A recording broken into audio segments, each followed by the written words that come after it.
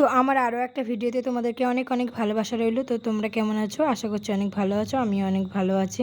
তো এই দেখো সকালবেলায় একদম চিনি ছিল না গো, সেটাই বড়মশাই এনে দিল। আর অনেক সবজি বাজার নিয়ে এসছে দেখো, সেটাই ভোরে মাকে দিচ্ছিলাম, কারণ মা চা বানাতে বসে গেছে অলরেডি। আর এদিকে দেখো ধনে পাতা, আদা আর ওই যে বাঁধাকপি, এগুলো আনা হয়েছে সবজির ভেতরে। তো এই দেখো বললাম না, মা চা বসিয়ে দিয়েছে। তো এই দেখো আদা দিয়ে বেশ ভালো করে কড়া করে চাটা কিন্তু মা বানায়। তো যাই হোক, দেখো চাটা তো এদিকে আমরা খাওয়া দাওয়া হয়ে গেছে চায়ের। আর বর নিয়ে এসে দেখো ছোট রুইয়ের বাচ্চা। এই মাছগুলো বেশ বেগুন আলু দিয়ে খেতে খুব ভালো লাগে, শীতকালে তো বেশি।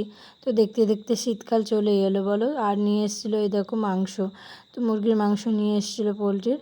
তো সেটাই দেখো কষাচ্ছিলাম এখন ভালো করে টেস্টিং করে। তো আমাদের তো টাইমের মধ্যে রান্না 9টার মধ্যে হতে হবে। তো ভিডিওটা সত্যি আমার দিতে অনেকটাই দেরি হয়ে গেল, কিছু করার নেই। তো চলো একটু বাইরের দিকে বেরিয়েছি। তো বাইরের দিকে বেরিয়ে দেখছি বাবা আবার বেগুনের গাছ নিয়ে এসছে, সেগুলো লাগাচ্ছে, তারপরে জল দিচ্ছে। 2 মাস আগে বেগুনের গাছ লাগিয়েছিল, এর আগেও সব কিছু একদম বৃষ্টিতে একদম গলে গেছে, সেগুলো হয়নি। তার জন্য আবার নিয়ে এসেছে, সেই জন্য আবার লাগানো হচ্ছে দেখো। এর আগের বছর কিন্তু অনেক বেগুন খেয়েছি, না হলেও কিন্তু 5-6 কেজি তো খেয়েইছি। অনেক অনেক হয়েছিল বেগুন। তো মাংসটা অনেক দিন পরেই হলো, তো কিন্তু খাওয়ার পরে অতটা মানে মনে ইচ্ছে নেই যে সত্যি খেতেই হবে, এরকম ভালো লাগে না অতটা। তার জন্য খুব কমই হয় মুরগির মাংস।